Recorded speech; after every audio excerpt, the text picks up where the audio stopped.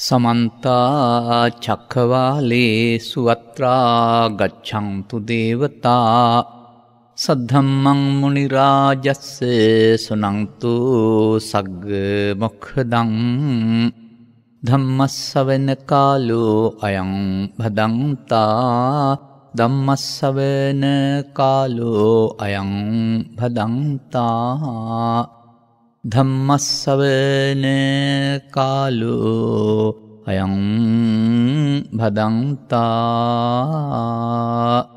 नमो तस्से भगवतो अरहतो सम्मा सम्बुद्धस्से नमो तस्से भगवतो अरहतो सम्मा सम्बुद्धस्से नमो तस्से भगवतो अरहतो सम्मा सम्बुद्धस्से यतोचको महानाम बुद्धं शरणं गतो होति धम्मं शरणं गतो होति संघं शरणं गतो होति इत्तावताचको महानाम उपासकोति उच्यतीति स्वकीय දහම් දැනම පුළුල් කර ගැනීම පිණිස net නාලිකාවට සම්බන්ධ සිටින්නා වූ අනුග්‍රහක බෞතුන් ප්‍රමුඛ ධර්ම ශ්‍රවණාබිලාසී සදහැවර පින්නතුනි.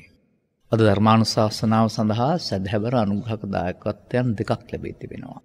එංගලන්තයේ යෝර්ක් සේන්ට් ජෝන්ස් විශ්වවිද්‍යාලයේ මහාචාර්ය W. විනෝජිත් සංජීව පොඩිපුතණුවන් එක අනුග්‍රහක දායකත්වයක් දරන අතර ඕස්ට්‍රේලියාවේ සිඩ්නි නුවර පදිංචි ප්‍රියන්ති සේපාලිකා පෙරේරා දහබර බිරිඳ සහ සවිනි ප්‍රසාරා සහ සමති මොනාලි දියණියන් දෙදෙනා ඒ වගේම එංගලන්තයේ පදිංචි තිස්ස පෙරේරා අයියා ශ්‍රී ලංකාවේ පදිංචි රෝහණ පෙරේරා අයියා යන මේ අය තමයි අනිත් දායකත්වය දරා තිබෙන්නේ.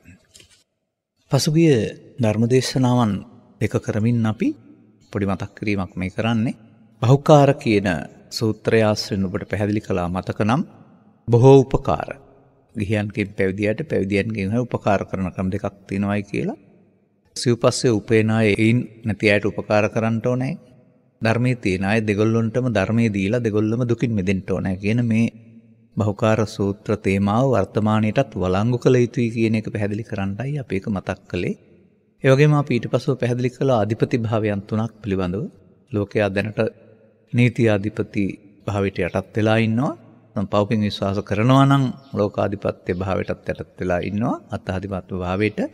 නමුත් ධර්මය දන්නා බැවින් පවුන කරන නැමැති ධර්මාධිපත්‍යයට යටත් විය යුතු බව කියමින් ධර්මානුශාසනාව නිමා කළා. ඒ තවදුරටත් පැහැදිලි කිරීමට ඉදිරියට තබමින් අප මේ ධර්මානුශාසනාවන් තුළ කරන්න හදන්නේ ඔබ බෞද්ධෙක් වශයෙන් හෝ මිනිසෙක් වශයෙන් ඉන්නා වූ ඔබේ මානසික ස්ථානය තව තැනටත් තවත් එහාට ඔසවා තබන්නට. ඒ තුළින් ඔබගේ ජීවිතය තුළ වෙන්නා වූ අසහනයන් පීඩාවන් අයින් කරලා බුදු සමයෙන් පෙන්වන සැනසීම ජීවිතයට ලබා දීම සඳහායි අපි උත්සාහය දරනු ලබන්නේ. මේ සඳහා කරුණු පැහැදිලි කිරීම හරියට කරන්න ඕන. කරුණු පැහැදිලි කිරීම කරන්න වෙලා තිබෙන්නේ විවිධ සමාජවල විවිධ පොතපත් ඇසුර තුළින් යම් යම් අදහස් ලබාගත් අය ඒ තැන්වල ඒවා තුළ නතර වෙලා හරියයි හිතමින් ඉන්නවා. නමුත් මේ කරුණ සඳහා ප්‍රධාන වශයෙන් පෙන්වලා තිබෙන වැදගත් සාධක දෙකක් තමයි සත්පුරුෂයින් ඇසුර සහ සද්ධර්ම ශ්‍රවණය කියන්නේ. මෙන්න මේ සත්පුරුෂයින්ගේ කරුණ පැහැදිලි කිරීම තුළ සද්ධර්ම ශ්‍රවණය තුළ දේශනය තුළ තමයි අර Tamanගේ තිබෙන්නා වූ මතවල අඩුපාඩු වැරදි ඉවත් වෙමින් නිවැරදි භාවය කරා යන්න පුළුවන්කමක් තිබෙන්නේ. මෙන්න මේ කරුණ ඔස්සේ අපි ගැඹුරට යමින් සිටින්නේ. සරලව ධර්ම දේශනා පටන් ගත්තට ගැඹුරට යමින් සිටින්නේ. ඒ වගේම මේ දේශනාව මේ අනුග්‍රහක බවතුන්ගේ පවුල්වල අය සඳහා පමණක් නොව සමස්ත ලෝකවාසී සවන් දෙන සියලු දෙනා සඳහා ලංකාවාසී ලෝකවාසී. නවුන් සමස්තයම අපි ඥානනය කරමින් ඉදිරියට ගෙන යන්න ඕන. යනෝ යම්කිසි දෙයක් පිළිබඳව කතා කරන්නටයි මම අද ධර්ම දේශනාවේ මාතෘකාව ගත්තේ. ඒකට කිය මහා නාම සූත්‍රය කියලා කියන මහා නාම සූත්‍ර 10ක් විතර ත්‍රිපිටකයේ තියෙනවා. මහා නාම සාක්‍යෝ සහ බුදුන් වහන්සේ අතර ඇති සාකච්ඡාවක්. මහා නාම සාක්‍ය බුදුන් වහන්සේට ඇවිදින් අහපු ප්‍රශ්නයක් තියෙනවා. ඒකට දීපු උත්තරේ තමයි මම මාතෘකා පාඩේ වශයෙන් ගත්තේ. ප්‍රශ්නේ තමයි උපාසකෝ උපාසකෝ තිබන්තේ උච්චති. ස්වාමීන් වහන්සේ වහන්සේ මේ උපාසක උපාසක කියලා කියනවා. කිත්තාවතානකෝ බන්තේ. කොපමණකින්ද ස්වාමීනි උපාසක භාවයටපත් වෙන්නේ. අන්න මේකට දීපු උත්තරය තමයි අර මම පැහැදිලි කළේ යම්මිටක මහා නාමය අතෝචකෝ මහා නාම බුදුන් සරණ ගියේද, දහම් සරණ ගියේද, සංඝුන් සරණ ගියේද මෙපමණකින් උපාසක භාවයට පත් වුණේ. උපාසක හෝ උපාසිකා මතක තබා ගන්න. එතකොට මේකේ තිබෙනවා තෙරුවන් සරණ යාම තුළ ලැබෙනා උපාසක භාවයක්. දැන් මේ උපාසක භාවය කියන්නේ කොහොමද? තෙරුවන් සරණ කුමටද? අන්න ඒක අපි හොයන්න වෙනවා. මම නම් දන්නේ උපාසක භාවය කියලා කියන එකේ තේරුම ගිහි ජීවිතය තුළ සිටමින් දුකින් අත මිදීමේ මඟ ගන්නා කියන අර්ථය. සසර දුකින් මිදීමේ උපාය චක්‍රය දන්නා කියන අර්ථයයි ඒකෙන් කියවෙන්නේ. ඒ වගේම තෙරුවන් සරණ කුමක් සඳහාද කියලා බැලුවොත් එහෙම ඔය බුදුන් වහන්සේ පහළ වෙන්න පෙර තිබුණා වූ සමාජයට තෙරුවන් ලෝක පහළ වුණා කියලා එකක් තිබුණේ නැහැ. දැන් අනේ පින්සිරිතුමා පවා සොකී මිත්‍රයෙකුට රන්පතක ලියලා යවන්නේ පණිවිඩයක් තෙරුවන් ලෝක පහළ වෙලා කියලා. එතකොට මේ තෙරුවන් ලෝක පහළ නොවීමෙන් ලෝකෙ මොකද්ද සිද්ධ වුනේ? තෙරුවන් ලෝක පහළ නොවීම තුළින් ලෝකයා පව් කරමින් පින් කරමින් ධාන වඩමින් සංසාරේ ඇවිද්දා. නුවණ දියුණු වුණා, දිවස් දිවකම් ලැබුණා, රූපී අරූපී බඹතල යන්නත් පුළුවන් වුණා. නමුත් මාර්ගඵල කියන එක නොලැබුණා, සතර ගමන නිමා වුණේ නැහැ. එතකොට තෙරුවන් ලෝක පහළ වීම තුළ තමයි මෙන්න මේ මාර්ගඵල කියන කාර්යය ඔස්සේ සසර දුකින් මිදීමේ මඟ විවෘත වුණේ. සසර දුක කියන එක සාමාන්‍ය අය දකින්න දුක නෙමෙයි. ඒක ටිකයි. ඒක ටිකක් කොටසක් විතරයි. ඒක අයිති නෑ කියන්න බෑ. ඒක කොටසක් විතරයි. නමුත් බුදුන් වහන්සේ වදාළ පරිදි සසර දුක කියන එක තේරුම් ගන්නට ධර්ම ශ්‍රවණය කරන්න වෙනවා. අන්න එතකොට දුක දැක්ක පුද්ගලයාට දුකට හේතුකුත් තේරෙනවා. මේක වචනෙන් පාඩම් ඇති ලංකාවේ ඉන්න ඔක්කොටම ඉගෙන ගත්ත අය වශයෙන්. මා ඒ අර්ථයෙන් නෙමෙයි මේක මේ ප්‍රකාශ කරන්නේ. එහෙනම් ඔහුට දුක නැති වූ තැනකුත් හම්බ වෙනවා, මාර්ගය ගන්න වෙනවා. මං හිතන්නේ මේ තෙරුවන් සරණ තිබෙන්නේ සසර දුකින් මිදීම සඳහායි කියලා. හොඳයි, ඔබ දැන් තෙරුවන් සරණ ගත වෙලා ඉන්නේ. පරම්පරාවෙන් හෝ පසු කාලීනව හෝ තරුවන් වශයෙන්. ඒ තෙරුවන් සරණ ගත වීම තුළ ඔබට තියෙනවද සසර දුක වැටහීමක් හෝ දුකින් මිදීමේ ඕනකමක්? ඔබට කල්පනා වෙන්නේ නැද්ද ඒක කුඩා කාලේ අන් අය කීව නිසා කීප එකක් කියලා? එහෙමත් නැත්නම් වර්තමාන සමාජයේ ඉන්නවා බෞද්ධයින් වශයෙන් අනාගත බුදුරජාණන් වහන්සේගේ ශාසනයේ නිවන් ප්‍රාර්ථනා කරන. ඒකට ඔවුන්ට තෙරුවන් සරණ වෙන්නේ අනාගත බුදුන් වහන්සේගේ ශාසනයේ. අද සරණ වෙනවා නම් අද දුකින් මිදෙන්න වෙනවා. එතකොට එතන තෙරුවන් සරණ යාම වාචික වචනයක් විතරයි, ප්‍රායෝගිකව වළංගු නැති තත්යකටපත් වෙනවා. මේ පිළිබඳව හාරවුස්සන්න තමයි මම මේ කාලේ අද ගන්න කල්පනා කරන්නේ. මේ පිළිබඳ කරුණු පැහැදිලි කරන්න. හොඳයි, අපි හොයන්න යමු. කොහොමද බුදුරජාණන් වහන්සේගේ ජීවමාන කාලය තුළ මිනිසුන් තෙරුවන් සරණ ගියේ? මේකට අපිට හොයාගන්න පුළුවන් මූලාශ්‍ර තිබෙනවා ත්‍රිපිටක සූත්‍ර දේශනා. අදනේ අපි මේ සිංහල තේරෙන අයට නැත්නම් බෞද්ධයින්ට බණ කියන්නේ. පරපුරෙන් හරි බෞද්ධනෝනත් බණ අහනවා, ඒ වගේම Tamanගේ ආගම් වල සිටමින්ම ධර්මයේ පිළිපදිනවා කියනත් අපි දන්නවා. නමුත් තථාගතයන් වහන්සේට ලෝකෙට කරුණ පැහැදිලි කරන්න සිද්ධ වුණේ 62ක් මිත්‍යා මතධාරී සමාජයකට. මනුස්සයින්ට බුදුන් වහන්සේ බණ කිව්ව ඇරුණාම බෞද්ධයින්ට බණ කිව්වේ නෑ ඒ කාලේ. මනුස්සයෝ බණ අහලා තේරුම් ගත්ත අය තමයි බෞද්ධයෝ බවට පත් වුනේ. මේ පිළිබඳ හොඳ මූලාශ්‍ර සඳහන් වෙනවා සූත්‍රවල. දැන් ඔය ආනන්ද හාමුදුරුවෝ තමයි සංගායනාවේදී Taman මෙහෙමයි ඇහුවේ, මෙතනදී මේක උනේ කියන කාරණාව පූර්විකාවක් වශයෙන් ඉදිරිපත් කරන්නේ එවන් මේ සුතං ඒකං සමයම් පාඨයෙන්. ඒකේ ආපු පුද්ගලයාගේ හැඩරුව වැන්ද නොවැන්ද බව, ආඩි වුණ ආකාරය, සතුරුණ ආකාරය විස්තර කරනවා. ඒක බණ නෙමෙයි පූර්විකාව. අනතුරු ආපු පුද්ගලයා ප්‍රශ්නයක් ඇහුවනම් දැන් මේ මහා නාම සාක්‍ය ඇහුවා වගේ ඒකට පිළිතුරු දෙනවා. නැත්නම් බුදුන් වහන්සේමත් යම් උත්තර දීපු අවස්ථා තිබෙනවා. මේකට සවන් දෙන පුද්ගලයා මුලින් මේ ධර්ම ශ්‍රවණයට පෙර වර්තමානයේ වගේ තිසරණ සහිත පන්සල් සමාදන් වෙලා වනහන්න පටන් ගත්තයි කියලා හැම මූලාශ්‍රවල සඳහන් වෙන්නේ නැහැ. එහෙම වුණා නම් ආනන්ද හාමුදුරන්ට ඒක සංගවා තබන්න ඕනකමකුත් නැහැ. දැන් මේ මුල් පූර්විකාවෙන් පසු තථාගතයන් වහන්සේගේ කරුණ පැහැදිලි කිරීම දීඝ මජ්ක්‍ධිම සංයුත්ත අංගුත්තර කුද්දක වශයෙන් දිග සහ කුඩා කරුණ ඔස්සේ යනවා. විවිධ ආකාරයෙන්. ඒ දැනට ඒ ග්‍රන්ථ සකස් කර තියෙන ආකාරයට තමයි එහෙම වෙනස් වෙන්නේ. අනතුරුව තිබෙනවා ධර්ම ශ්‍රවණය කළ පුද්ගලයාගේ ප්‍රකාශය. දැන් අපි ගනිමුකෝ පොතක් කියලා. කතුවරයා මුලින් ලියන පෙරවදන. ඒක බලන් දෝන ආකාරය පිළිබඳ ඒකේ පෙන්නනවා. අවසානයේ පසුවදනකුත් තියෙනවානේ සමහර ඒවායේ. අනිත් වගේ මේ සූත්‍ර දේශනාවක පෙරවදනක් තියෙනවා ආනන්ද හාමුදුරුවන්ගේ, පසුවදනක් තියෙනවා බණ ඇසූ පුද්ගලයාගේ. මැද කොටස තමයි බුදුරජාණන් වහන්සේගේ. මෙන්න මේ පසුවදන විමර්ශනයට ලක් කරලා බලන්න මොකද්ද ඔවුන් කියලා තියෙන්නේ කියලා. අන්න ඒක තුළින් තමයි අපිට මේ පිළිබඳව ඉඟියක් නැත්නම් රහසක් හොයාගන්න පුළුවන් වෙන්නේ. කොහොමද ඒක තිබෙන්නේ? සූත්‍ර දේශනා 100,000 ගණනක තිබෙනවා. අවික්කන්තම් භෝගෝතම, අවික්කන්තම් භෝගෝතම, සේතාපි භෝගෝතම, නික්කුජිතං වා උක්කුජ්ජේය. පටිච්චන්නං වා විවරේය, මූලහස්වා මග්ගං ආචික්කේය, අන්ධකාරේ වා තේලපජ්ජෝතං ධාරේය, චක්මන්ත රූපානි දක්ඛින්තීති. එමෙතං බෝතා ගෝතමේන අනේක පරියායන ධම්මෝ ප්‍රකාශිත. තව හැටක් තියෙනවා. ඒසහං භගවන්තං ධම්මංච බික්කු සංගංච උපාසකං මං බවං ගෝතමෝ ධාරේතු අජතග්ගේ පානුපේතං සරණං ගතන්ති. මට අන්න ඒකයි කියන්න ඕන උනේ. උන් බණාසා ඉවර වෙලා උන්ට වැටහුණ ආකාරය පිළිබඳ ලස්සන උපමා ටිකක් කියනවානේ. අර අභික්ඛන්ත පදයෙන් කියන්නේ මනස්කාන්ත බව, දේශනාවේ වර්ණවත් බව. සීතාපි පදයෙන් කියන්නේ කොයි වාගේද කියලා කියනවා කියන එක. ඊළඟට පෙන්නනවා නික්කුජ්ජිතං වා උක්කුජ්ජය. යටිකුරු කරලා තිබුණ දෙයක් උඩු කරලා පෙන්නපුවහම කොහොමද පෙනින්නේ? පටිච්චන්නං ආවිවරේය. වසා තිබුණ දෙයක් යම් ආකාරයෙන් විවෘත කළොත් කොහොමද පෙනෙන්නේ? මංගුලා වූ පුද්ගලයෙකුට පාර පෙන්වුවොත් කොහොමද පෙනෙන්නේ? මූලහස්වා මග්ගං ආචික්කේය. මංගුලා වූ පෙන්නෙකුට පාර පෙන්වා දුන්නාසේ. ඒ වගේම ඇස් දෙකක් තියාගෙන රූපත් තියාගෙන අන්ධකාරයේ ඉන්න කෙනෙකුට රූප බලන්නයි කියලා තෙල් පහනක් දැල්ලා දුන්නාම රූපත් තිබුණා, ඇස් දෙකක් තිබුණා, නමුත් ආලෝකය නැති නිසා රූප පෙනෙන්නේ නැහැ. අන්ධකාරයේ ඉන්න පුද්ගලයාට රූප බලන්නයි කියලා තෙල් පහනක් දැල්ලා දුන්නා වාගෙයි. මේ තථාගතයන් වහන්සේගේ කරුණ පැහැදිලි කිරීමට දීලා තියෙනා වූ සුන්දරතම උපමා හතර මේ.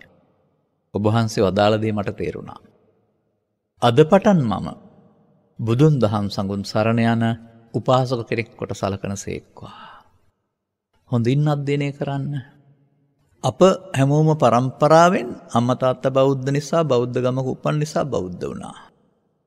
ත්‍රිපිටකයේ තුල සූත්‍ර දේශනාවල බෞද්ධ නොවන අය බුදුන් වහන්සේට ඇවිදින් වාද කරලා, විවාද කරලා, සාකච්ඡා කරලා පැහැදිලා බණ තේරුම් අරගෙන ඉන්පසුව මම තෙරුවන් සරණ ගත වන උපාසක කෙනෙක් කොට සලකන්න කියලා ඉන්න උපාසක හෝ උපාසිකා. දැන් දෙකක් නේද?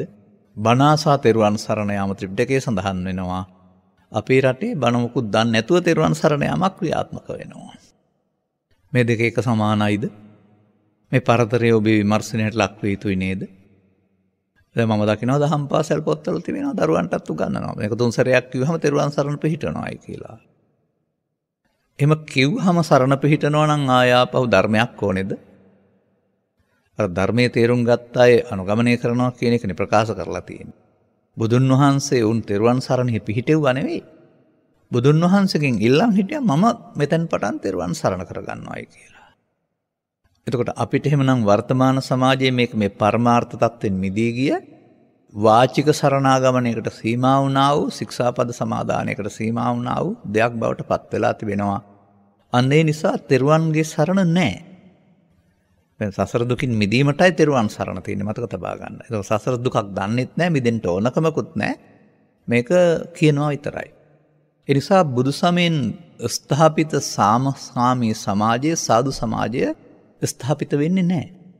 ඒක ස්ථාපිත කරන්න නම් මොකද්ද කරන්න ඕනේ කියලා හොයාගන්න වෙනවා. මේකට තවත් පූරිකාවක් නැත්නම් තවත් කරුණක් මම ඉදිරිපත් කරන්න කැමතියි. මෙන්න මෙහෙමත්. ඔය තෙරුවන් සරණ කියන එකේ තිබෙන වචනයක් මම විග්‍රහ කරන්න කැමතියි මෙහෙම. ඔබ කියනවානේ. ඔබ කියනවා බුද්ධං සරණං ගච්ඡාමි. දෙවෙනි සැරේට ဒ ුතියම්පි. දෙවෙනි සැරේට තතියම්පි. මේ පළමුවත්, දෙවෙනුවත්, තෙවෙනුවත් කියන පදය පාර්ලිමේන්තුවේ තියෙන අයවැයේදී පළමු වර කීම, දෙවෙනි වර කීම, තුන්වෙනි වර කියවීම. පාර්ලිමේන්තුවට කොහෙන්ද ආවේ? බ්‍රිතාන්‍යයේ. බ්‍රිතාන්‍යය තමයි පළමුව, දෙවෙනුව, තුන්වෙනි කියවන එක තිබිලා තියෙන්නේ. බ්‍රිතාන්‍යයට කොහෙන්ද ගියේ? බ්‍රිතාන්‍යයට ගියේ බුදුරජාණන් වහන්සේ වදාළ ධර්මයේ. ඒක තමයි මේ පළමුව, දෙවෙනුව, තෙවෙනුව කියන එක පළවෙනි වතාවට තිබෙන්නේ. ඒක නිකම්ම කියන එකක් නෙවෙයි. ඒක හොයලා බලමු අපි කොහොමද තියෙන්නේ කියලා. එකෙන් කෙරෙන්නේ මොකක්ද කියලා. අන්න එතකොට එදා බුදුන් වහන්සේ ඉස්සරහා මේ අය පළමුවත්, දෙවෙනුවත්, තෙවෙනුවත් තෙරුවන් සරණ ගියේ කුමකින්ද? ඔබ පළමුවත්, දෙවෙනුවත්, තෙරුවන් සරණ යන්නේ ඒකෙන්ද නැත්නම් නිකමටද? ඒ අර්ථයෙන් නෙවෙයිද? මෙන්න මේක ඊළඟට හොයාගන්න. මේ සඳහා මම ඔය සීහසේනාපති සූත්‍රය, උපාලි සූත්‍රය වැනි සූත්‍රයක් උපයෝග කරගන්න කැමතියි. දැන් උපාලි කියලා කියන්නේ අන්‍ය තීර්ථකයෙකුගේ අග්‍ර ශ්‍රාවකෙක් නිගණ්ඨනාථ පුත්‍රගේ.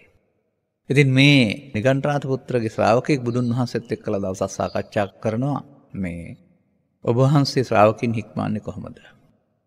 එතකොට ඒ සඳහා පැහැදිලි කරන්නේ උන්වහන්සේ කාය කම්ම, වචී කම්ම, මනෝ කම්ම. කම්ම තුනක් ගැන කතා කරනවා. මේකෙන් ප්‍රධාන වෙන්නේ මොකද්ද? මේකෙන් ප්‍රධාන වෙන්නේ මනෝ කර්මය කියලා බුදුන් වහන්සේ මෙයාට කියනවා. මේ පාරසාරී බ්‍රාහ්මණයාට. බුදුන් වහන්සේ අහන ඔබගේ ගුරුවරයා ශ්‍රාවකින් හික්මන්නේ කොහොමද? අපේ ගුරුවරයාට කම්ම නෑ, දණ්ඩ තියෙන්නේ. මොනවද දණ්ඩ? කාය දණ්ඩ, වචී දණ්ඩ, මනෝ දණ්ඩ. මේ තුන තමයි පනවන්නේ. මේකෙන් ප්‍රධාන වෙන්නේ මොකද්ද? කාය දණ්ඩය. කාය තමයි ඒගොල්ලෝ ප්‍රධාන කරන්නේ. කාය දණ්ඩයේද කියලා බුදුන් වහන්සේ අහනවා. ඔව් කියලා කියනවා. දැන් මේක අහගෙන යනවා මෙයා. ගිහින් තමයි උපාලි ගෘහපතිපුත්‍රයා ඉන්න තැන නිගණ්ඨනාථ පුත්‍රට මේ කතාව කියන්නේ. කාය දණ්ඩේ මේ අය පනවද්දි බුදුන් වහන්සේ මනෝ දණ්ඩේ ප්‍රදාන කරනවා කියලා. ඊට පස්සේ නිගණ්ඨනාථ පුත්‍ර කියනවා වැරදිලා සමන බවත් ගෞතමයාට. කවුරු හරි නිවැරදි කරන්න ඕනේ කියලා. මේක අහගෙන ඉන්නවා උපාලි. උපාලි කියනවා මම යන්නම්. මම ගිහින් රවුල තියෙන එළුවෙක් අල්ලා දෙපැත්තට හොලවනවා වගේ ශ්‍රමණ බවත් ගෞතමයන්ගේ මිත්‍යා දෘෂ්ටිය මෙදින්නම් මම කාය දණ්ඩේ ප්‍රදානයි කියලා පෙන්වන්න කියලා. මෙන්න මෙතනදී මේ උපාලි පස්සේ දවසක බුදුන් වහන්සේ හමු වෙලා මෙහෙම සාකච්ඡාවක් ඇති වුණාද කියලා අහලා ඕක කියලා. ඊට පස්සේ ඒකෙදි මෙහෙම කතාව ඔබ වහන්සේ මනෝ කර්මයේ ප්‍රධානයි කිව්වද කියලා උත්තර අරගෙන මෙයා කියනවා නිගණ්ඨනාථ පුත්‍ර ඉන්න පැත්තට වැඳලා නමස්කාර වේවා කියලා. බුදුන් වහන්සේ වදාරනවා මේ සම්බන්ධයෙන් කතා කරන්න කැමතියි මම. හැබැයි ඔබ මඩේ හිටපු ඉන්නක් වගේ වැනෙන්නේ නැතුව එක ප්‍රතිපත්තියක ඉන්න ඕනේ. අනතුරුව මේ දෙදෙනා අතර යනවා දිග සාකච්ඡාවක්, උදාහරණ ගොඩක්. ඒක මම මෙතන කියන්නේ නැහැ. ඒ වයින් තථාගතයන් වහන්සේ පෙන්වන්න උත්සාහ කරනු ලබනවා ප්‍රධාන වෙන්නේ කය නෙමෙයි සිත කියන එක. කොන එක උදාහරණයක් ගනිමුකෝ. දැන් උපාලි ගෘහපතිපුත්‍රයා කියන්නේ කය ප්‍රධානයි කියලානේ. දැන් බුදුන් වහන්සේ අහනවා යම්කිසි පුද්ගලයෙක් කඩුවක් අරගෙන මම මේ නුවරම විනාශ කරනවායි කියලා පාරට පැන්නොත් මොහොතකින් ඔහුට ඒක කරන්න පුළුවන්ද? බැහැ ස්වාමීනි. එක්කෙනෙකුට නේ 50 දිනකට ආවත් නුවරක් විනාශ කරන්න බෑ. මහ බල සම්පන්න ඇති ඍෂිවරයෙක් මේ නුවර විනාශ වේවා කියලා සාප කළොත් එහෙනම් මොකද වෙන්නේ? මොහොතකින් විනාශ වෙනවා. ස්වාමීනි මොහොතකින් විනාශ වෙනවා. දැන් බුදුන් වහන්සේ අහන උපාලි ඔබ ඉස්සල්ලා කියප එක නෙවෙයි නේද දැන් කියන්නේ? ඉස්සල්ලා කිව්වේ කය ප්‍රදානයි කියලා. කය ප්‍රදාන නම් එහෙනම් කයෙන් මුළු නුවර විනාශ කරන්න වෙනවා. කයෙන් විනාශ කරන්න 50ක් ඉන්නත් ඕන. දැන් සාපේ කියන්නේ සිතින් කරන දෙයක්. සිතින් කරන්නේ මොහොතකින් විනාශ කරන්න පුළුවන්. දැන් ප්‍රධාන වෙන්නේ මනෝ නේද? මේක උපාලිට තේරෙනව අඟවන්නේ නැහැ. නැවත නැවතත් ඔබ වහන්සේ කොච්චර කිව්වත් මම නම් කාය දණ්ඩෙමයි විශ්වාස කරන්න කියලා උපමා 10ක් විතර ඔස්සේ මේ සාකච්ඡාව යනවා. අවසානයේ උපාලි hina වෙනවා. hina වෙලා කියනවා ස්වාමීනි ඔබ වහන්සේගේ පළවෙනි උපමාවෙම මට මේක තේරුණා. ඔබ වහන්සේගේ විචිත්‍ර උපමා ටිකේ ලස්සන බලන්න මම මෙච්චරලා හිටියේ. අද පටන් මම තෙරුවන් සරණ යනවා. අන්න එහෙමයි තෙරුවන් සරණ තියෙන්නේ ඒකේ. එතකොට මේ සාකච්ඡාව තුළ තෙරුවන් සරණ යාමට අවශ්‍ය ධර්ම අවබෝධය තියෙන්න වෙනවා. බුදුන් වහන්සේ වදාහරනවා උපාලි ඔබ රට පිළිගත්ත නායකයෙක්. එහෙම මේ එකපාරටම තීරණයක් ගන්න එපා. ටිකක් හිතා බලා කල්පනා කරලා තීරණයක් ගන්න. ස්වාමිනී මෙලහටත් මං වගේ කෙනෙක් වෙනකොට පැහැදුනා නම් රට පුරා අඬබෙර යවලා. ඔබ වහන්සේ මට තවත් නිදහස දෙනවා. හිතාමතා තීරණ ගන්න කියලා.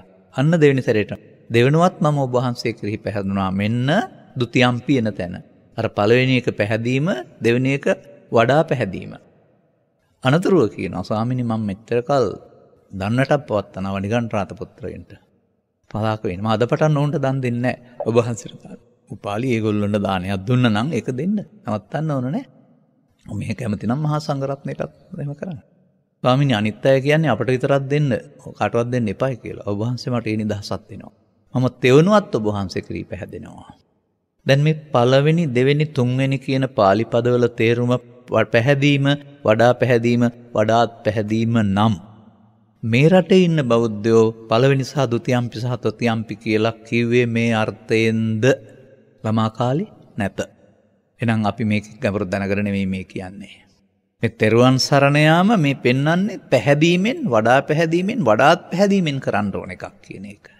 ඉතින් දහම් පාසල් දරුවන්ට ඉගෙනුවට හරියනවද ඔක තුන් සැරයක් නිකම්ම කිව්වහම තෙරුවන් සරණ පිහිටනවායි කියලා. මෙන්න මේවා මෝඩකම්. මේවා නොදැනුවත්කම්. මෙන්න මේ නොදැනුවත්කම් තුරන් කිරීම සඳහා තමයි අපට කලක් මේ ත්‍රිපිටකය පිළිබඳ සොයා බැලීමේ පරීක්ෂණය කිරීමේ ප්‍රතිඵලයක් වශයෙන් මේවා එක ටිකක් සංසන්දනය කරගැනීමේ ප්‍රතිඵලයක් වශයෙන් බෞද්ධ ජනතාව බහුතර බෞද්ධ ජනතාව අපට සවන් දෙන පිරිසක් බවට පත් වෙලා තියෙන්නේ. අපි මාධ්‍ය වලින් අපව ඉල්ලනු ලබන්නේ. අපිට වෙන කිසි ප්‍රතිලාභයක් පිළිබඳ බලාපොරොත්තුවක් නැහැ. තථාගත බුදු පියාණන් වහන්සේ විකරවදාලා වූ සී සද්ධර්මය වර්තමාන ලෝකේ භාවිතාවට ගන්නට අපි මේක නිරවුල් කරගන්නේ කොහොමද? බුදුන් වහන්සේ වදාළ එක වැරදි කියන එක නෙමෙයි එකකින් කියන්නේ. බුදුන් වහන්සේ වදාළ දේ අතින්නත අවුරුදු 2700ක් තිස්සේ ඇවිදින් තිබෙනවා. මේ අතින්නත මේදී ආර්ය පුද්ගලයන් අතින් පෘථග්ජන පුද්ගලයන් අතර ධර්මයේ මාරු වෙලා තිබෙනවා. ඒකට කියන අනුපුබ්බේන පෘථග්ජනගතෝ හෝති කියලා. අනේ ක්‍රමයෙන් පුහුදුන් ආයතට යනකොට බුදුන් වහන්සේ වදාළ අර්ථය යටපත් වී සරලාර්ථ නොගැඹුරු අර්ථ ඉස්මතු වෙනවායි කියන එක මාගන්ධි සූත්‍රයේ බුදුන් වහන්සේ වදාරලත් තිබෙනවා. මෙන්න මේ නිසා අපි මේ පාසලෙන් පාඩම් කරගත්ත මට්ටමින් නතර වෙලා හරියන්නේ නැහැ. මේ තෙරුවන් සසර දුකින් මෙදීමට භාවිතා කරන්න පුළුවන්. තෙරුවන් සරණ යාමේදී ස්ත්‍රීට කියලා පුරුෂයාට කියලා ගිහියාට කියලා පැවිද්දාට කියලා නැහැ. පූජනීය මහා සංඝරත්නයත් තිසරණ සහිත සාමණේර දස සීලය. භික්ෂුණී නැත්නම් මෙහෙණිත් තිසරණ සහිත. උපාසක වෙදිත් තිසරණ සහිත. උපාසිකාත් තිසරණ සහිත. එතකොට හැමෝටම තිසරණ සහිත. තිසරණ සහිත පංචශීලය, අටශීලය දස එහෙමනේ කියන්නේ. තිසරණ සහිත කියන එක නිකම්ම වාචික ඇරුණාම එතකොට මේ පොහුදුන් සමාජයට එක වළංගු නෑ නේද? අන්නේ තෙරුවන්ගේ අක්‍රිය භාවය නේද මේ සමාජයට මේ දුක් ගෙනත් දෙන්නේ සහ දුකින් මිදෙන්න බැරි. ඒ නිසා අපි තවත් එහාට යමින් මේ තෙරුවන්ගේ ගැඹුර හඳුනා ගන්න වෙනවා. අන්න මෙතනදී තමයි අපට තවත් ප්‍රශ්නයක් මතුවෙන්නේ. පාලිය සඳහන් බුද්ධංච ධම්මංච සංඝංච කියන පාලි පද සිංහලට එනකොට පරිවර්තනය කිරීමේ තේරුම් ගැනීම වරද්දන තියෙන්නේ. පරිවර්තනයක වැරදි කියන්නේත් නැහැ අපි. කොහොමද? හොඳයි වර්තමානයේ තෙරුවන් කොහොමද සලකනු ලබන්නේ? පිරිත් දේශනාවක් කරන නිවසකට ගිහින් අනුශාසනාවට සවන් දීලා බලන්න. පූජනීය මහා සංඝරත්නය ප්‍රකාශ කරනවා නේද? අද මේ නිවස තෙරුවන් වැඩ ඉන්න තැනක්. බුදුන් වහන්සේ වෙනුවට සධාතුක කරඬුව, ධර්ම රත්නය වෙනුවට පිරුවාන පොත් වහන්සේ, අරි මහා සංඝරත්නයට සම්මුති මහා සංඝරත්නයට. දැන් තෙරුවන් කිව්වේ මොනවටද? එහෙම නැත්නම් තවත් විදිහකින් ස්ථාන කරනු ලබනවා. පන්සලට ආපුවාම විහාරයේ වැඩ ඉන්නේ බුදුන් වහන්සේ, අන්න බුද්ධ රත්නය. පොත්ගුලේ වැඩ ඉන්නේ පොත ධර්ම රත්නය. ආවාසයේ වැඩ ඉන්නේ සංඝ රත්නය. බුදුන් කියන්නේ පිළිමයට හරි පුද්ගලයෙකුට හරි කියලා ගන්නවා නම්, ධර්මයේ කියන්නේ පොතට කියලා ගන්නවා නම්, සංඝයා කියලා කියන්නේ ස්වාමින් වහන්සේලාට පමණයි කියලා ගන්නවා නම්, එතකොට අපිට තෙරුවන්ට සරලාර්ථයක් අපි හදාගෙන නේද? සංඝ කියන පදයට පූජනීය මහා සංඝරත්නයේ ආමන්ත්‍රණය නවත්තන්න එපා. එහි තව ගැඹුරක් තියෙනවා. මතක තියාගන්න. අපි ඒක පසුව හොයාගනිමු. මෙහි මේ පැහැදිලි කිරීම ගැඹුරට මම කොහොමත් පළවෙනි වතාවට යන්නේ නැහැ. ඉදිරියට තබනවා තවත් දේශනාවලදී තමයි මේ ගැඹුරු පැහැදිලි කරන්නේ. මට ඕනකම තියෙන්නේ එකපාරටම මේ සමාජයේ ගැඹුරට වටන්න නෙමෙයි. ක්‍රමයෙන් තේරුම් අරගෙන තවත් පිරිසක් මිත්‍යා දෘෂ්ටියෙන් මුදවාගෙන සම්මාදිට්ඨියට ගන්න. දසවස්තුක සම්මාදිට්ඨියට. දසවස්තුක සම්මාදිට්ඨියට හායමින් ස්ත්‍රී පුරුෂ ගිහි පැවිදි ભેදයෙන් තොරව, එහෙම නැත්නම් මහාන මෙහෙණි කියන ભેදයෙන් තොරව ආර්ය සම්මාදිට්ඨික භාවයට පත් කරගන්න. මතක තබා ගන්න බුදු සමය තුල සම්මාදිට්ඨියයි මිත්‍යා දෘෂ්ටියයි දෙකක් නෙවෙයි තියෙන්නේ. මිත්‍යා දෘෂ්ටි එකයි, සම්මාදිට්ඨි දෙකයි. දසවස්තුක සම්මාදිට්ඨිය, ආර්ය සම්මාදිට්ඨිය.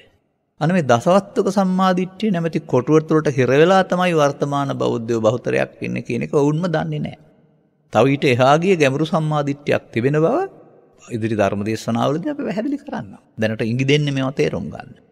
ඒ නිසා අපි දැන් හොයන්න වෙනවා එහෙනම් මේ තෙරුවන් සසර දුකින් මිදීමට නම් තිබෙන්නේ බුදුබණ තේරුම් ගත්තා, ඒ තෙරුවන් සරණ කරගත්තේ කියනවා නම් ඉතිහාසය තුළ නැත්නම් ත්‍රිපිටකය තුළ ඒ තෙරුවන් කවුද? අන්න එහෙම හොයාගන්න වෙනවා අපට. එතකොට බුදුන් කියන පදයට ඔබ දකින අර්ථවලට වඩා ගොඩක් ගැඹුරු අර්ථ හොයන්න වෙනවා. දැන් මා දකිනවා සිද්ධාර්ථ කුමාරයාට, තාපසතුමාට, රජතුමාට බුදුන් කීවේ නැහැ. තාපසතුමාටවත් බුදුන් කීවේ නැහැ. ඒ විතරක් නෙමෙයි, මේ කුමාරයා ඒකාන්තයෙන් බුදු වෙනවයි කියලා එක ඇඟිල්ලක් ඔසවලා අනාවැකි කිව්ව කොණ්ඩඤ්ඤ තවුසාවත් බුදු වෙලා Taman වෙත වැඩම කරන්නා වූ බුදුන් වහන්සේට අන්න බුදුන් වඩිනවා කියලා වදාලේ නැහැ. අන්න සිද්ධාර්ථ ගෞතමයෝ බුදු වෙන්න බැරුව ශරීර අලංකාර කරන අපි හම් වෙන්න එනවා. අපි වෙනදා වගේ අපෙන් උපස්ථාන ගන්න අපි වෙනදා වගේ පෙර ගමන් නොයා ඉමු, පාදෝණේ නොකර ඉමු, අසුන් නොපනවමු කියලා. එහෙමයි කතා වුණා කියන්නේ. මේවා හිතන්න. දැන් S2කට බුදුන් පේනවා නම් පළමුවම බුදුන් පේන්න ඕන කොණ්ඩඤ්ඤ තවුසට. මොකද එයා තමයි ලෝකේ පළවෙනි මේ කුමාරයා ඒකාන්තයෙන් බුදු වෙනවා කියලා කිව්වේ. එයත් ඉස්සරහිට ඉන්න කෙනාට කියන්නේ බුදු වෙන්න බැරුව සිද්ධාර්ථ ගෞතම වෙනවයි කියලා. ශාක්‍ය වංශින ශාසනයක් පැනෙවුවයි කියලා විතරයි කියන්නේ. ඒ වගේම ශාසන ඉතිහාසය තුළ සඳහන් කරන ලබන බුදුන් සංකේතවත් කරන අවුරුදු 300ක් යනතුරු අපි අද කතා කරන්නා වූ මේ ප්‍රතිමා නම් වූ කලා සම්ප්‍රදාය තිබුණ නැති බව. සාංචි විහාරයේ ඉතිහාසය තුළ පෙන්වන්නේ අවුරුදු 236කට 300කට පස්සේ තමයි පිළිමයක් ආපු බව. ශාසන ඉතිහාසය තුළ පෙන්වන්නේ ගාන්ධාර, අමරාවති, මතුරා කලා තුන එකතු වෙලා පසු කාලීනව හදාගත්තා වූ කලා සම්ප්‍රදායක් තමයි පිළිමය කියන්නේ. ඉන් පෙර කාලවල බුදුන් වැඩ ඉන්න ඕන තැන්වලට සාංචි කැටයම් වල තිබෙන්නේ බෝධිය තිබෙනවා, වජ්‍රාසනය තියෙනවා, ධර්ම චක්‍රය තියෙනවා. බුදුන් කියන ස්වභාවයට රූපයක් නැත්තම් ප්‍රතිබිම්බයක් හදන්න බෑ කියන අර්ථය අර පෙන්නලා තිබෙන්නේ. දැන් ඔබට බුදුන් කියනකොට මොකද්ද මතක් වෙන්නේ? බුද්ධානුස්සති වඩන්න කියලා පන්සලේ තියෙන පිළිමයක් මතක් කරගන්න කියලා නේද ඔබට කියන්නේ? සමහර අය. බුදුන් කියන්නේ පිළිමේද? එහෙනම් පිළිම තිබුණ නැති කාලේ කොහොමද බුදුන් දැක්කේ? බුදුන් කියන්නේ ශරීරයේද? එහෙනම් බුදුන් දකින්න පුළුවන් අවුරුදු 45යිනේ. ಭಾರತೀයයන්ට සහ ලංකාවට ආපු ඇවිදින් ගිය ගමන් තුනේදී දකින්න අයට විතරයි. බුදුන් වහන්සේගේ අවුරුදු 80න් පස්සේ ඒ බුදුන් නැහැ. ඉන් පස්සේ ආයේ බුදුන් දැක්කේ නැද්ද? ලංකා ඉතිහාසයේ අවුරුදු 1200ක් 300ක් වෙනතුරු රහතන් වහන්සේලා වැඩ හිටියයි කියලා කියනවා. ඒ අය කවුද? නිවන් දැක්ක අය. නිවන් දැක්කේ කොහොමද? ධර්මයේ දැකලා. ධර්මයේ දැක්කේ කොහෙන්ද? බුදුන් දැකලා. ධර්මයේ දකීද බුදුන් දකී.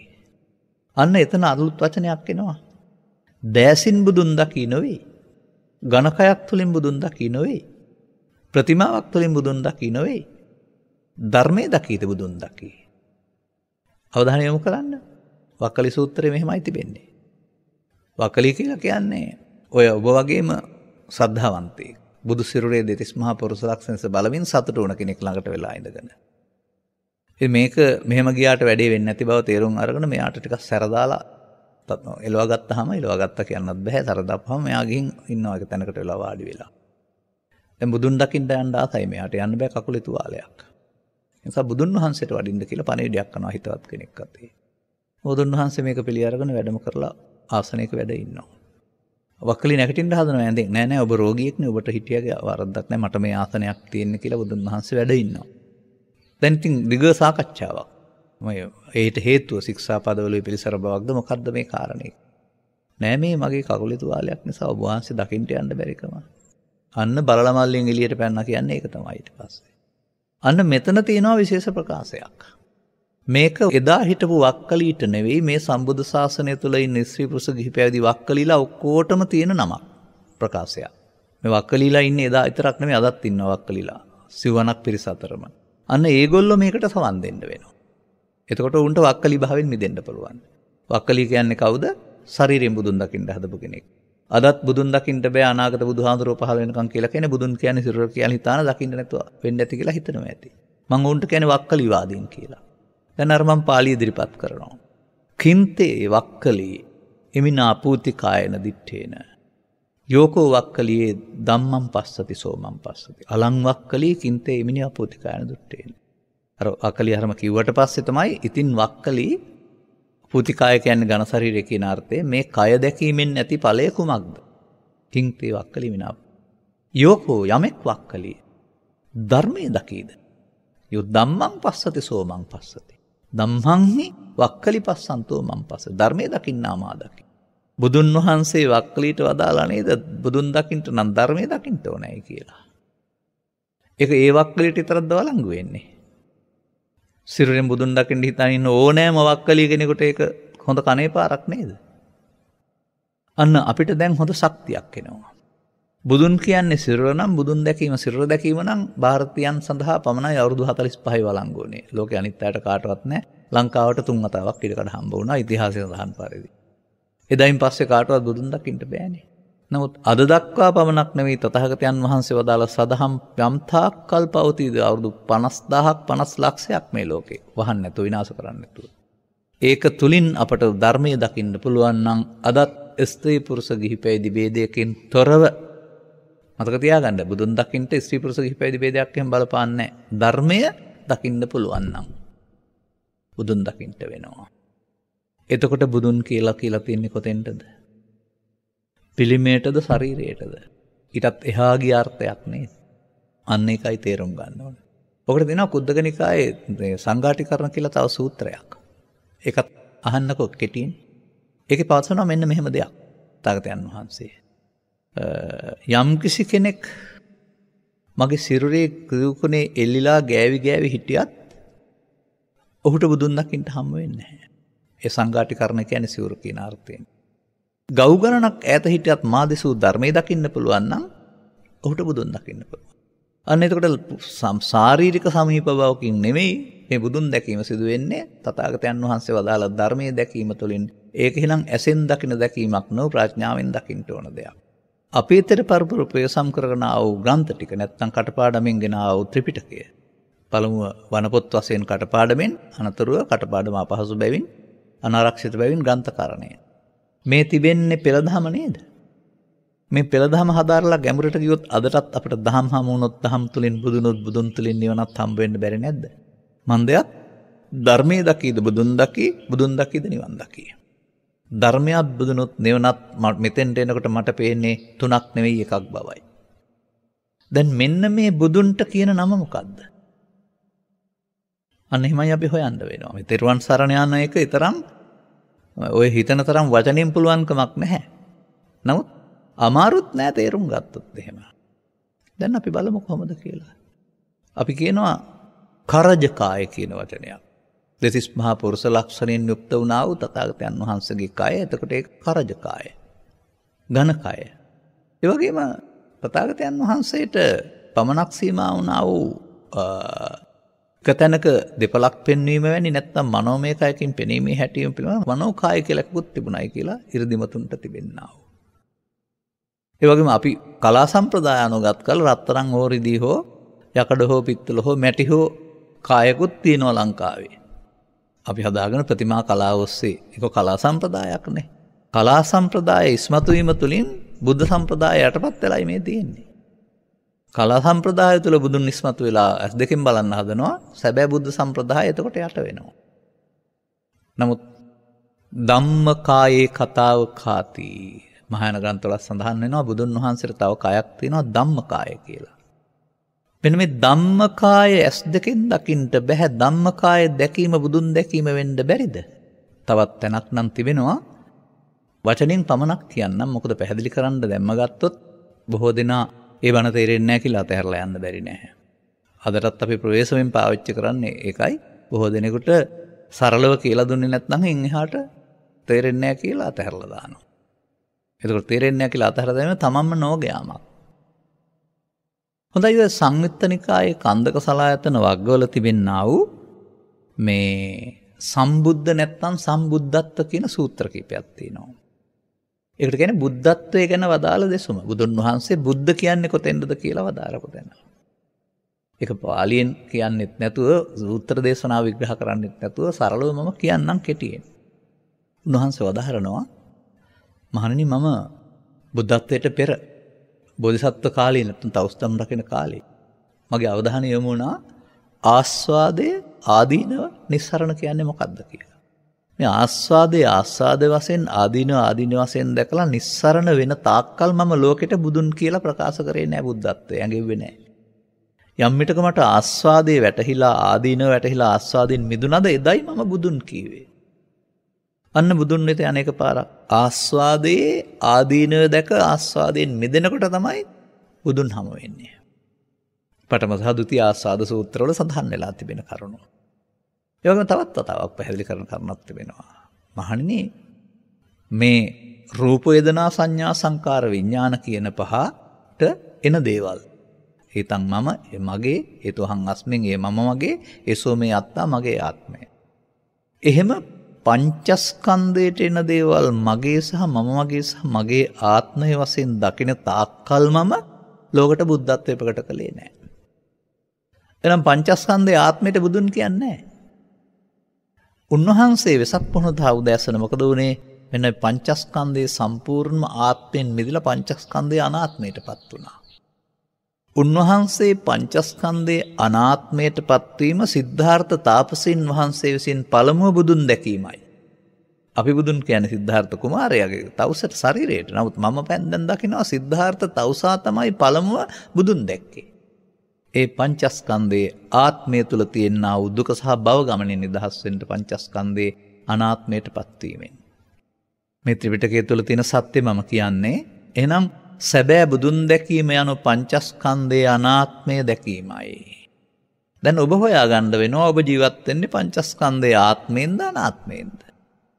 පෘථග්ජනයයි කියලා කියන්නේ පංචස්කන්ධයේ ආත්ම කොට ජීවත් වෙච්ච අයට. පංචස්කන්ධයේ ආත්මය තුළට බුදුන් ගේන්න බෑ. පඳුරට අපි ළඟට එන්න බෑනේ. අපි පඳුර තියෙන තැනට යන්න ඕන. ඔය 2 හෝ 3 පන්තියේ මට මතකයි ඔය කවිය මම වාඩම් කරනවා.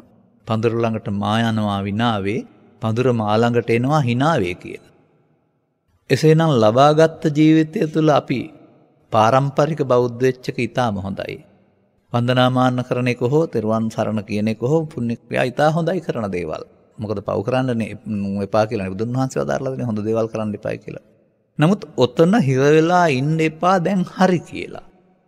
මනුස්ස ජීවිතය ඔය හුඟක් පේන්න තිබුණට බුද්ධෝත්පාදයක මනුස්ස ජීවිතය සමග සදහම් හමුවීම අතිශය දුර්ලභ කරුණක්.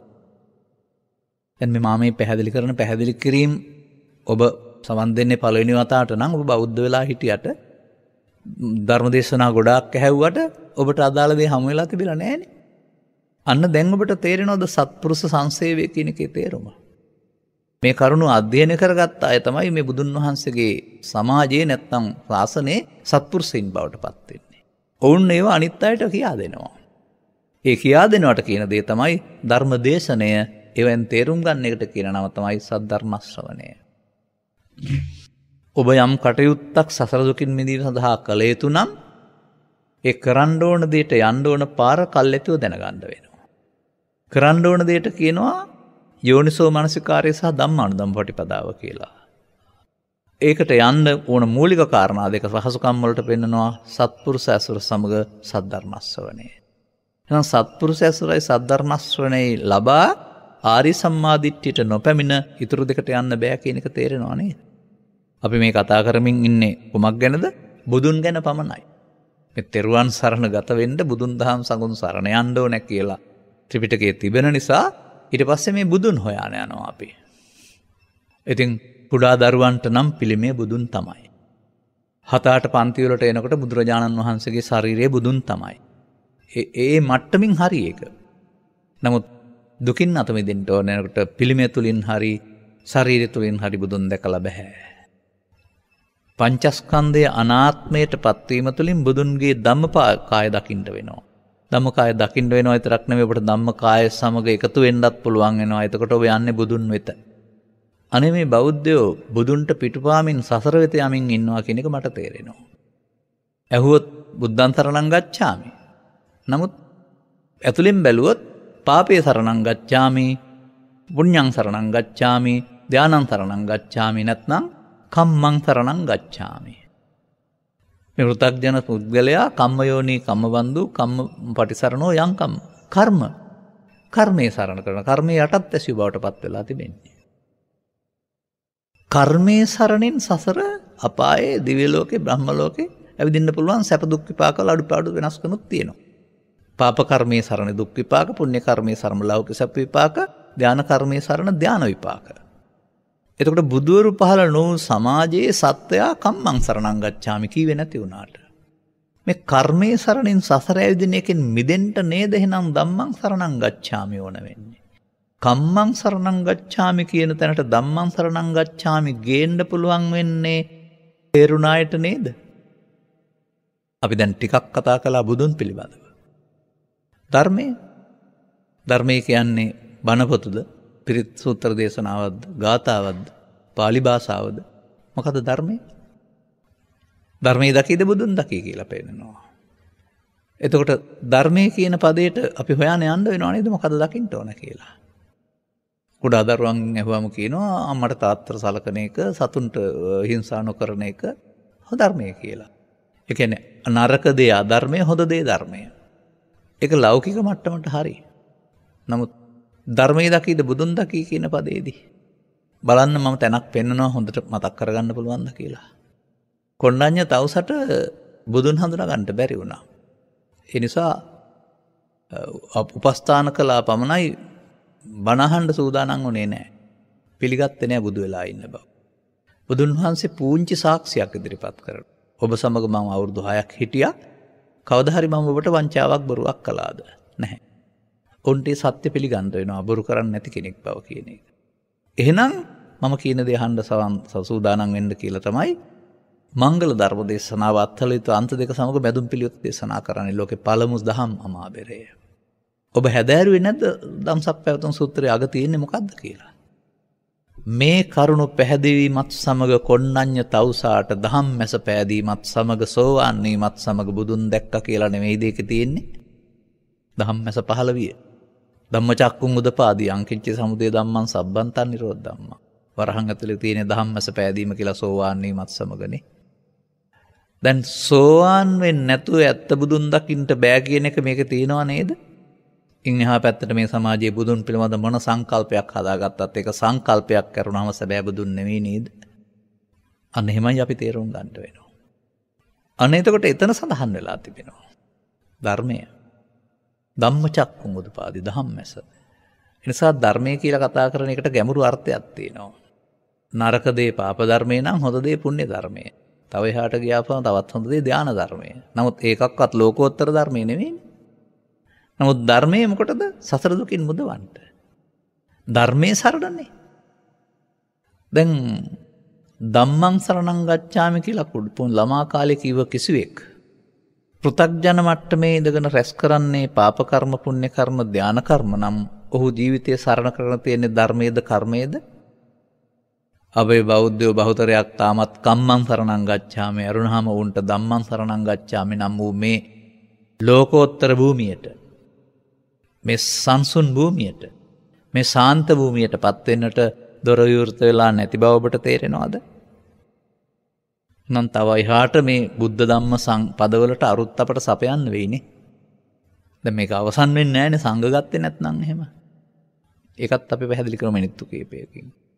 අපේ සමාජයේ සම්මුතිය සිවුරු පුරවා ගත්ත අය සංඝයා. භික්ෂු සංඝයා පිරිමි පක්ෂය, භික්ෂුණී සංඝයා කාන්තා පක්ෂය. දෙගොල්ලම සංඝයා.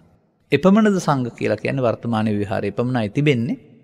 දැන් භික්ෂුණී නම් සමහර විට උපසපන් බව තියෙනවා නම් භික්ෂුණී එහෙම නැත්නම් මෙහෙණි. මහාන කියන පදේ ස්ත්‍රීලිංගයේ මෙහෙණිනේ. භික්ෂු පදේ භික්ෂුණී වගේම. මේ අයත් මේ සසුනේ උරුමකරුවන් බව තේරුම් ගන්න. නමුත් බුදුරජාණන් වහන්සේ සංඝ පදේ පාවිච්චි කළේ සිවුරු පොරගත්තාගත්ත පැවිදි දෙපක්ෂයට පමණද? එහෙමනම් අපි ඒක පිළිගන්න වෙනවා.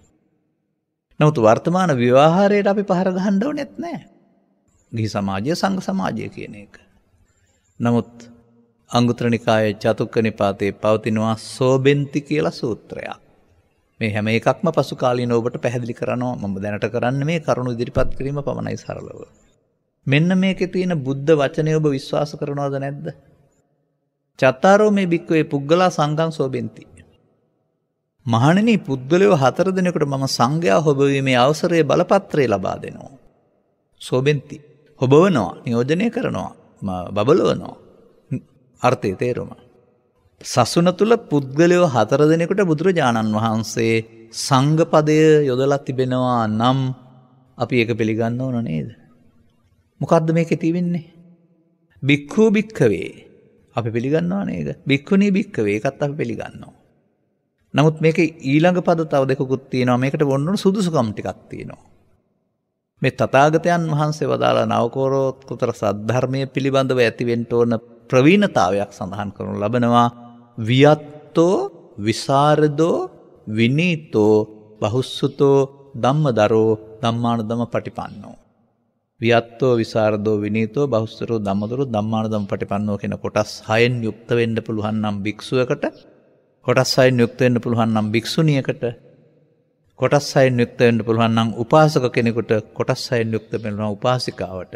උපාසකෝ භික්කවේ වියත්තෝ විසරදෝ විනීතෝ, උපාසිකා භික්කවේ වියත්තෝ විසරදෝ විනීතෝ බහුස්සතෝ ධම්මදරෝ ධම්මානුපටිපන්නෝ සංඝං සෝබෙන්ති. දැන් සංඝයා සරණ යාම කියන එකට සිවුරක් හරියනවද, ආමුදුරුව හරියනවද? ඒතර බුදු සසුන තුළ සද්ධර්මයේ වැටෙනකොට භික්ෂු භික්ෂුණී උපාසක උපාසිකා සිව්වණක් පිරිසටම ඇඳුම මොක වුණත් අභ්‍යන්තර සංඝ භාවයක් තිබෙන බව පේනවා මට නම්. සංඝයා හොබවීමේ අයිතිය. දැන් එතකොට සංඝයා සරණ කියලා ඔබ කියන්නේ සංඝ රත්නයේ සරණ. දැන් මෙතන ගත්තාම සංඝ රත්නය කියලා වෙනම ගන්න වෙනවද? තමන් සංඝ භාවයටපත් වුනහම තමන්ගේ සංඝයේ සරණද මේ තියෙනවා ඇත්තේ. අපි පැත්තකින් ඉඳගෙන බුදුන් වෙනම ධර්මයේ වෙනම සංඝයා වෙනම පිටින් ගන්න හදනවා. නමුත් සැබෑවටම මම පුංචි දෙයක් ඔබට ඉදිරිපත් කරන්නම්. මිනිත්තු කිහිපයක් තුළ තේරුම් ගන්න. ඔය ජපන් සෙන් කතාවල තියෙනවා තෙරුවන් පිළිබඳ ලස්සන රහසක්. වැඩි කතා කරන්න කැමති නැති කෙනෙක් සමග කතා කරන්න කැමති කෙනෙක් විවාදයක් කරනවා වචන වලින් නෙමෙයි අභිනවයෙන්.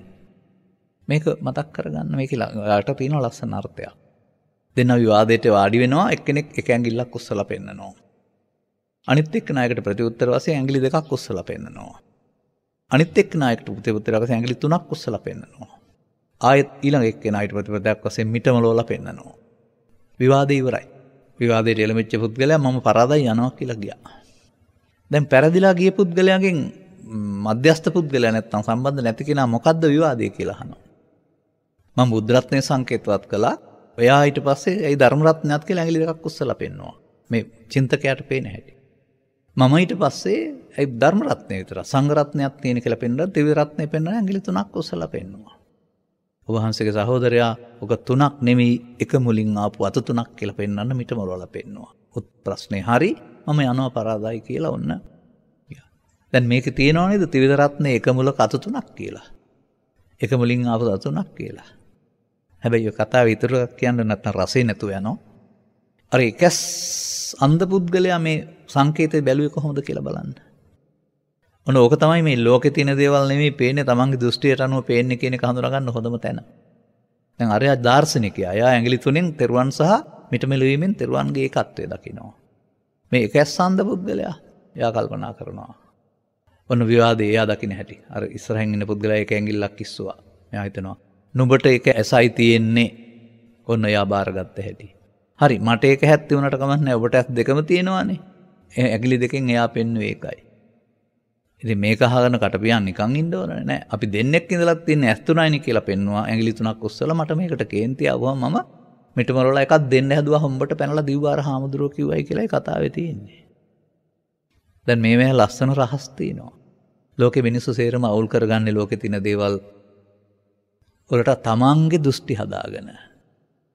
දැන් මේ ඇඟිල්ලේ දෙකේ තුනේ බුද්ධත් නැහැ, ධම්මත් නැහැ, සංඝත් නැහැ, ත්‍රිවිධ මොකක්වත් නැහැ. එක 1යි 2යි 3යි කියලාත් නැහැ. නමුත් දාර්ශනිකයෙක්ගෙන් හදාන්න බලනවා, මෝඩයෙක්ගෙන් හදාන්න බලනවා. ඕක තමයි ලෝකයේ අවුල. සංකප්ප රාගෝ පුරිසස්ස කාමා නේතේ කාමා යානි චිත්‍රානි ලෝකේ කියන බුද්ධ වචනේ කවදා හරි තේරුම් ගන්න. ලෝකේ නෙමෙයි ඔබ මවන සංකල්ප ඔබේ සංකල්පවල තියෙන්නේ කියලා. මම මේක ගත්තේ මොකටද? තෙරුවන් යනු තුනක් නෙමෙයි අන්තිමට එක මුලකින් ආපු අත තුනක් වගේ. දැන් එහෙනම් ඔබට ගෞතම සසුන තුළ ස්ත්‍රී පුරුෂ ගිහි පැවිදි බෝධ වේදයෙන් තොරව මේ තෙරුවන් හඳුනාගත්තොත් ඔබට සංඝ භාවයටපත් වෙන්න පුළුවන් නේද? මහාන නොවීම. මම එහෙම කියන්නේ චතුක්ක නිපාතයේ සෝබෙන්ති සූත්‍රයේ ආශ්‍රයෙන් මතක තියාගන්න. ඒ නිසා අපි මේ සම්මත පදයට හිර වෙලා ඉන්න ඕනේ නැහැ. බුදුන් වහන්සේ වදාළ දේ නොවන්නේයි කියලා හොයන්න යන්න. එතකොට ඔක්කොටම වික්ත විසරද විනීත බහුස්සත් ධම්මදර බව නේද අදාළ වෙලා තිබෙන්නේ. ඒක නේද බුදුන් වහන්සේ පැහැදිලි කරලා තිබෙන්නේ භික්ෂු භික්ෂුණී උපාසක උපාසිකා පිරිස වික්ත වෙනතුරු මම පිරිනුවම් අඩින්නේ නැහැ. පිරිනුවම් අඩීමේ ඔක්කොම ධර්මයෙන් සන්නද්ධ නිසායි කියලා. මේ ඔක්කොම ඉදිරිපත් කළේ මොකටද මම? මේ ඔක්කොම ඉදිරිපත් කළේ තෙරුවන් කියන පදයට, තෙරුවන් සරණ යනවා කියන පදයට වචනෙන් තියෙන අර්ථයට ඉක්මවා යමින් ගැඹුරු අර්ථයක් තියෙනවා කියලා පැහැදිලි කරන්න. එනම් මහා නාම සූත්‍රයේ සඳහන් උපාසක භාවයට පත් වෙන්න ඔබටත් මේ තෙරුවන්ගේ ගැඹුර වටහා ගන්නට වෙනවා. අපට ධර්ම දේශනාව සඳහා ආරාධනා තිබෙනවා අපි මේ කරුණු පැහැදිලි කිරීම ඉදිරියට තබමු. අදාළ කරුණු තේරුම් ගැනීමට අවශ්‍ය අවධානය යොමු කරන්නට, අදාළ කරුණු තේරුම් ගැනීමට අවශ්‍ය ප්‍රඥා දියුණු කරගන්නට මේ ධර්මානුශාසනාවේ අනුග්‍රහක දායකත්වයේ දරූ පින්වතුන් ප්‍රමුඛ කොට ධර්ම ශ්‍රවණය කළා වූ සකල ලෝකවාසී ජනතාවට මෙම කරුණු පැහැදිලි කිරීම උපනිශ්‍රේවා හේතු ආසනා වේවා යන සුභාශිංසනය ප්‍රාර්ථනා කරමින් මම අදට මෙම කරුණු පැහැදිලි කිරීම මෙතකින් අවසන් කරනු ලබනවා. පුණ්‍යානුමෝදනාව අපි ගන්නවා. ප්‍රධාන දායකත්වය එංගලන්තයේ යෝක්සේන් ජෝන්ස් විශ්වවිද්‍යාලයේ මහාචාර්ය W.A. විනෝජිත් සංජීව නෑදෑකමින් යොදලා තියෙන පොඩි පුතණුවන් විසින්. ප්‍රධාන ආරමුණ 2022 දෙවන මාස 27 වෙනි දිනට මියගොස් වසරක් පිරීම නිමිත්තෙන් වරකාපොළ මාහේනේ ලීලා විලා නිවසේ විසූ ලීලා වින්සන්ට් මෑනියන්ට උපහාර පිණිස සහ අවශ්‍ය නම් පින් පිණිස අනිවාර්යෙන් දරුවෝ අම්මලා තාත්තලා වෙනුවෙන් ගුණානුස්මරණ උපහාරය කරන්න වෙනවා. පින් කියන එක උන්ට අවශ්‍යතාවයක් කරනවා අපට දෙන්න පුළුවන් දෙයක් නෙවෙයි කියන එක තේරුම් ගන්න. අනුමෝදන් විය හැකිනම් අනුමෝදන් වේවා. මීට වසර 25කට පෙර මියගිය ශ්‍රී ලංකා පොලිසිය සේවය කළ ඉන්ද්‍රජිත් සුජීව ලොකු අයියා ඇතුළු දෙමාපිය පාර්ශවයේ මියගිය අඹම්පොළ නාකොළ ගණයේ විසූ W.A. තෝමස් අප්පුහාමි සීයාට රන්මැණිකේ කුමාරී හාමි මිත්තණියන් මායනේ විසූ පොඩිසිඤ්ඤෝ අප්පුහාමි සීයා බේබිනෝනා උපාසිකා මිත්තණියන් පියසේන සෝමපාල පෙමරත්න මාමලා ඇතුළු මියගිය සියලු ඥාතීන් ගෞරවයෙන් සිහිපත් කරන අතර ඔවුන් අතර පින් කැමති කෙනෙක් නැත්නම් පින් අනුමෝදන් කරගනීවා යන්න ඔවුන්ගේ ප්‍රාර්ථනයයි. සුජීවත්ව සිටින්නා වූ W.A. වින්සන්ට් පියාණන් ඇතුළු සුජීවත් වන පවුලේ සැමට නිදුක් නිරෝගී සුව සහ උතුම් ධර්ම අවබෝධය ලැබේවා යන්නත් ඔවුන්ගේ ප්‍රාර්ථනයයි. දෙවන අනුග්‍රහය ඕස්ට්‍රේලියාවේ සිඩ්නි නුවර පදිංචි ප්‍රියන්ති සේපාලිකා පෙරේරා ඇබර බිඳුන සහ සවිනි රසාරා සහ සමති මොනාලි දියණියන් දෙදෙනා සමග එංගලන්තයේ පදිංචි කේ තිස්ස පෙරේරා අයියා සහ ශ්‍රී ලංකාවේ පදිංචි කේ රෝහණ පෙරේරා අයියා යන අය මේ සඳහා සදහැබර මූල්‍ය අනුග්‍රහක දායකත්වයේ දරා තිබෙනවා. උන්ගේ බලාපොරොත්තුව ඕස්ට්‍රේලියාවේ සිඩ්නි නුවර පදිංචි මාවලගේ සවින්ද්‍ර මහතාගේ 2022 පෙබරවාරි මාස 26 වෙනි දිනටදී ඇති උපන් දිනයට සෙත් පැතීම. ඒක උපන් දින තෑග්ගක්. ඔන්න කරුණු දෙක. ධර්මදේශනාව සඳහා මූල්‍ය දායකත්වයේ දරා ධර්මදේශනා කරවාගෙන ධර්ම දානය දීමෙන් අනතුරුව ධර්ම ශ්‍රවණයෙන් ජනිත කරගත්තා වූ ආනිසංසයන් මත පිහිටා ඔබේ නමින් නැසීමේ පරලෝකියා වූ හිතින් සඳහන් කළ මව්පිය ගුරුවර නෑදෑ බන්දු මිත්‍රාදී සියලු දෙනා ගෞරවයෙන් සිහිපත් කරන්න උන්ට උපහාරයක්ම වේවා. පරලෝකීය ගමනේදී පින්ින් යැපෙන පින් බලාපොරොත්තු උත්පත්තියට පත්වන කෙනෙක් ඇතනම් ඔවුන්ට පමණක් පින් අනුමෝදන් වී හැකි. ඔවුන් ඔබේ මේ පින්කම දකිනවා නම් පින් අනුමෝදන් කරන ජීවිතය සුවපත් කරගනිත්වා. සැපයෙන් සැපයට පැමිණ ඒ ජීවිතෙන් අත මිදෙන දවසකදී යලිත් වතාවක් මිනිසත් බව ලැබීමටත් ඒ මිනිසත් භවයේදී ජීවිතයේ මුලදීම බුද්ධ ආදී මහෝත්තම කල්යාණ මිත්‍ර සේවනයන් ලැබීමටත් ඒ තුල ත්‍රිලක්ෂණය හෝ පටිච්චසමුප්පාදේ නිරෝධය හෝ ත්‍රිවිධ විතර්ක ප්‍රහාණය නම් වූ මේ ධර්ම කරුණක් අනුගමනය කරන ආකාරය වටහා ගන්නට ලැබීම තුලින් සහ අනුගමනීය ප්‍රතිපදාවක් තුලින් සකල දුක්ඛයන්ගේ නිමාවන්නා උතුම් නිර්වාණ සෝයෙන් සැනසීමට ගෞතම සසුන ඉක්මවා නොයාම හේතු ආසනාව වේවායි මහත් ඥාති සෙනෙහසින් යුක්තව ප්‍රාර්ථනා කරන්න. ඒ වගේම උපන්දින සමරණ අයට සුබ උපන්දිනයක් සමග නිදුක් නිරෝගී සුව සහ චිරජීවනයේ ලැබේවා. අනාගත බලාපොරොත්තු ඉටු වේවා. රෝග පීඩා දුරු වේවා. සදහම් මැස පැහැදේවා. කල්යාණ මිත්‍ර සේවනයේ ලැබේවා. ත්‍රිලක්ෂණයේ ගැඹුර වැටහීම තුලින් ඉහාත්ම වශයෙන්ම මේ තෙරුවන්ගේ සරණේ ගැඹුර වටහා ගන්නට නුවණ ලැබේවා. සුබ උපන්දිනයක් වේවායි ප්‍රාර්ථනා කරනවා. පවුලේ අපත් එහෙම ප්‍රාර්ථනා කරනු ලබනවා. අනුග්‍රහක බවතුන් වශයෙන් කටයුතු කළා වූ මේ පවුල් දෙකට අයත් සියලු දෙනාට ධර්ම ශ්‍රවණය කළ සියලු දෙනාටත් මෙම කරුණ පැහැදිලි කිරීම මෙලොව වශයෙන්ම නිදුක් නිරෝගී සුව සහ දීර්ඝායු සැප සම්පත් පිණිස හේතු වේවා. යන්නේන ගමන් බිමන් රැකියාදී කටයුතු යහපත් අනාගත බලාපොරොත්තු දරුවන්ගේ අධ්‍යාපන කටයුතු වල සාර්ථකත්වයේ පිණිස හේතු වේවා. පවතිනා වූ රෝග පීඩාවක් ඇත්නම් දුරු කරගන්නට ලැබේවා. මෙලොව ජීවිතේ වාසනාවන්ත වේවා. පාප මිත්‍රාදී සේවනයන්ගෙන් වෙන් වේවා. යමෙක් පරලෝ යනවා නම් නරක ආදී සතර පායත්පත්තියකට නොපැමිණේවා. ඒ වගේ ඉහාත්ම වශයෙන් පාප මිත්‍රාදී සේවනයන්ගෙන් වෙන්න බුද්ධ ආදී මහෝත්තම කල්යාණ මිත්‍ර සේවනය ලබා ඔබ තුළ පවතිනා වූ ස්කන්ධ පංචකය නම් වූ අටුවාව තුළින් බුදුන් වරිකර වදාලා වූ සංස්කාර ධර්මයන්ගේ අනිදුක්ඛ අනාත්මය හෝ ත්‍රිවිධ විතර්කයේ ප්‍රහාණය වැනි ප්‍රායෝගික ප්‍රතිපදාවක් තේරුම් ගන්නට ලැබීම තුළින් සහ අනුගමනය කිරීම තුළින් ඔබට සකල දුක්ඛයන්ගේ නිමාවන්නා උතුම් නිර්වාණ සුවය සැනසීම ඉහාත්ම වශයෙන්ම අත්විඳින්නට ධර්ම අවබෝධයේ හේතු වාසනා වේවායි සාදු කියලා අදිෂ්ඨාන කරගන්න ප්‍රාර්ථනා කරගන්න. ආකාසට්ඨාච බුම්මට්ඨා දේවානාගා මහිද්దికා පුඤ්ඤන්තං අනුමෝදිත්වා චිරං රක්ඛන්තු තං සදා සෑම දිනාටම තෙරුවන් සරණයි.